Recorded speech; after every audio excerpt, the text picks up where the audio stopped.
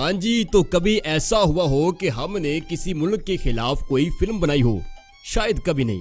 हम दरवेश लोगों की अब तक ओवरऑल प्रोडक्शन वैशी गुज्जर, काला गुज्जर, गुज्जर बेवफा, गुज्जर नीला पीला, यही तकरीबन यही सब कुछ रही है।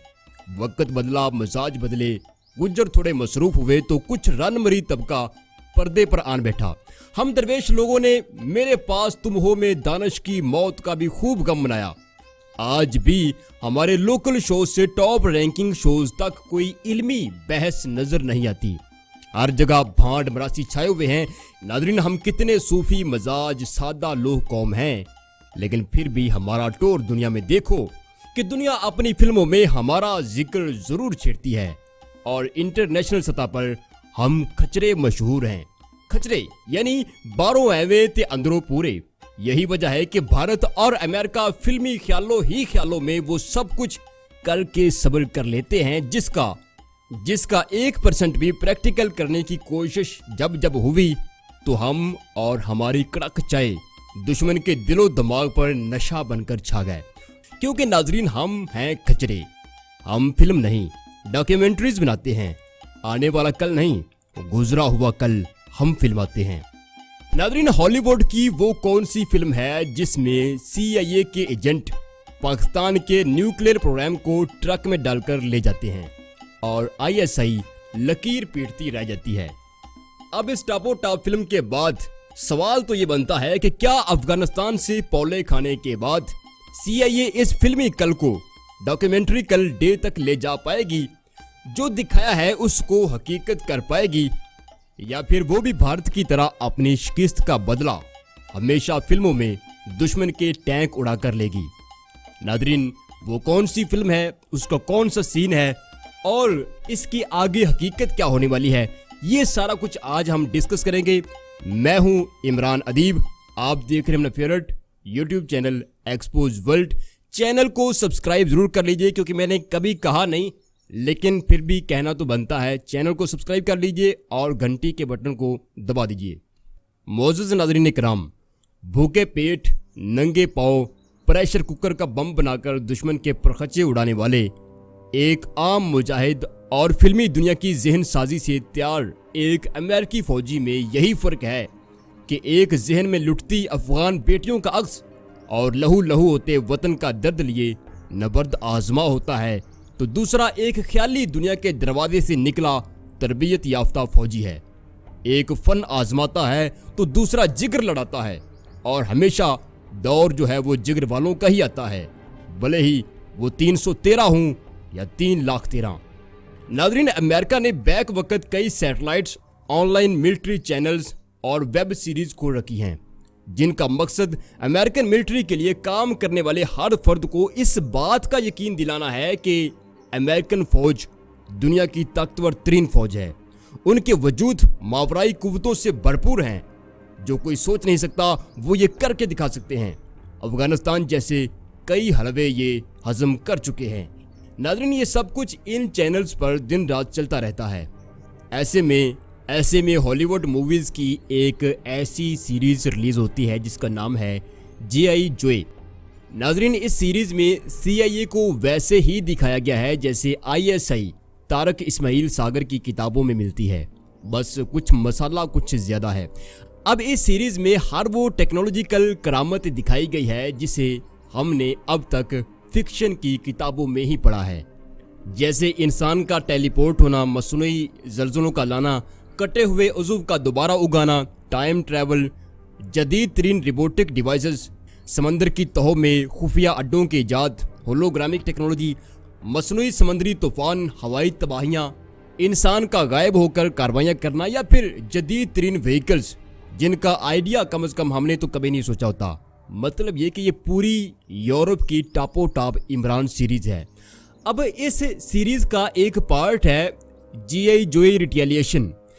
नाज़रीन, इस पार्ट में जो बाइडन जैसी शक्लो सूरत में दिखने वाला अमेरिकन सदर अमेरिका को दरपेश खतरों पर बात करता है, जिसमें वो पहले नंबर पर पाकिस्तान के एटमी प्रोग्राम को अमेरिका के लिए पहले नंबर का खतरा करार देता है। अब CIA और अमेरिकन सदर मिलकर पाकिस्तान के खिलाफ एक मजबूत नैरेटिव कायम करने के लिए पाकिस्तान में दहशतगर्दी को हवा देते हैं और इंटरनेशनल मीडिया पर इस बहस का आगाज करवाते हैं कि क्या पाकिस्तान जैसे दहशतगर्दी ज़दा मुल्क के पास एटमी हथियार होने चाहिए। क्या ऐसी सूरत हाल में पाकिस्तान के पास एटमी प्रोग्राम का होना दुनिया के लिए खतरे की घंटी नहीं है। यानी एक पूरा नैरेटिव जो है वो खड़ा किया जाता है। अब नाजरीन, फिल्म में एक तरफ तो ये शोर शराबा होता है तो दूसरी तरफ CIA पाकिस्तान के खुफिया न्यूक्लियर वेपन्स का खोज खुरान निकाल लेती है और एक बहुत एक्शनफुल सीन के बाद अमेरिकन फौज के कमांडोज पाकिस्तानी कमांडोज को शहीद करके हमारा एटम बम लेकर निकल जाते हैं। अब जहां पर पाकिस्तानी न्यूक्लियर वेपन्स मौजूद थे, अल्लाह उस जगह को वैसे ही महफूज रखे इन लोगों से। हम इस एक्शनफुल सीन में पाकिस्तानी परचम को साफ तौर पर देख सकते हैं जहां पर हमारे न्यूक्लियर वेपन्स को रखा गया था। अब पाकिस्तान जो कुछ वक्त पहले उम्मत मुसलमा में पहली और वाहिद एटमी कुव्वत था, अब वो अपने इस स्टेटस से महरूम हो चुका था। यानी अमेरिकन मिलिट्री अपना काम कर चुकी थी। अगर पाकिस्तान दुनिया में आवाज़ बुलंद भी करता है तो पहले से एक नैरेटिव पाकिस्तान को रोकने के लिए मौजूद था। नाज़रीन, ये अमेरिका ने हम खचरे लोगों पर एक फिल्म बनाई है, लेकिन ठहरिए, फिल्म में दिखाए जाने वाले इंतहाई ज़हीन ताकतवर लशपश अमेरिकन कमांडोज का हकीकी ज़िंदगी में क्या हाल हुआ। अफगानिस्तान के मौसम और मुजाहिदीन ने इन कमांडोज की कैसे मंजी ठोकी। यकीनन अमेरिका इस पर तो फिल्म नहीं बनाएगा, लेकिन हम आपको ज़रूर बताएंगे। नाज़रीन, सबसे पहले ये कमांडोज जैसे ही अफगानिस्तान में उतरते हैं तो वहाँ के सख्त मौसम और जुग्राफियाई खदोखाल से ही इनकी जहनी हालत आगे पीछे होने लगती है। आप ये ज़रा रिपोर्ट देखिए। जो ही दिन के 12 बजते हैं तो इनके दिल से बस यही दुआ निकलती है कि या मालका हमें चुक या अफगानियों को चुक। अब नाज़रीन, आपको तो ये भी पता है कि जब इंसान ज़हनी तनाव महसूस करता है तो पेट हवा का अजाफी ज़ख़ीरा खारिज कर देता है। अब ऊपर से इतनी शदीद गर्मी, नीचे बख्तरबंद गाड़ी में हवा के अजाफी ज़ख़ीरों से इन फिल्मी कमांडोज की जो तबाही हुई वो तो अफगान कार्रवाइयों से कहीं बढ़कर थी, जो इन्होंने एक दूसरे की आपस में तबाही उतारी। अब नाज़रीन, इतनी फ्रेशमेंट के बाद अफगानियों के प्रेशर कुकर, पानी वाले पाइप, कौलियाँ छन्ने जब फटते तो इन फिल्मी कमांडोज के लिए अमेरिका में 2 अदद नकली टांगों के सेट बुक हो चुके होते और ऊपर से अफगानियों का गर्दन उतारने का स्टाइल, वल्लाह क्या स्टाइल था, जिसकी चंद मिनट की वीडियो अमेरिकन खैमों में नींदें हराम किए रखती। रिपोर्ट्स के मुताबिक अफगानिस्तान में अमेरिकी फौजियों का जितना जिस्मानी नुकसान हुआ है उससे कहीं ज्यादा नुकसान उनका जहनी तौर पर हुआ है। अब रिपोर्ट्स की माने तो अमेरिकी फौजियों में नींद ना आने की शिकायत, नींद में चीख कर भाग उठने के मसाइल या फिर ओवरलोड होकर खुद को ठोकने से पहले 2-4 दोस्तों को भी अपने साथ ठोक देने के वाकयात।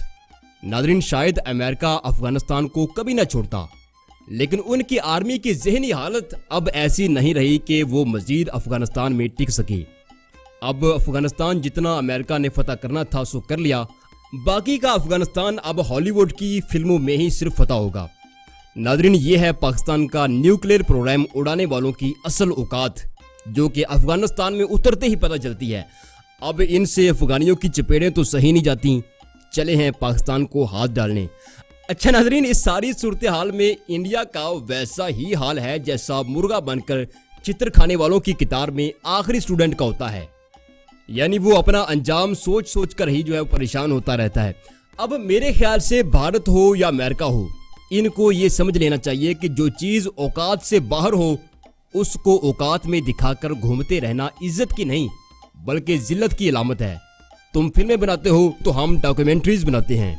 इंशाल्लाह अफगानिस्तान में तुम्हारी शिकस्त की ऐसी डॉक्यूमेंट्री बनेगी कि इस सीन का सारा हिसाब इंशाल्लाह बराबर हो जाएगा। तुम जरा अफगानिस्तान से निकलने वाली तो करो, इंशाल्लाह हम हिसाब बराबर करेंगे। और ये कैसे हो सकता है कि मुसलमान मैदान में खड़ा हो और काफिर इस पर गालिब आ जाए। गालिब हो भी जाता है, लेकिन ये गलबा कुछ ज़्यादा देर के लिए नहीं होता।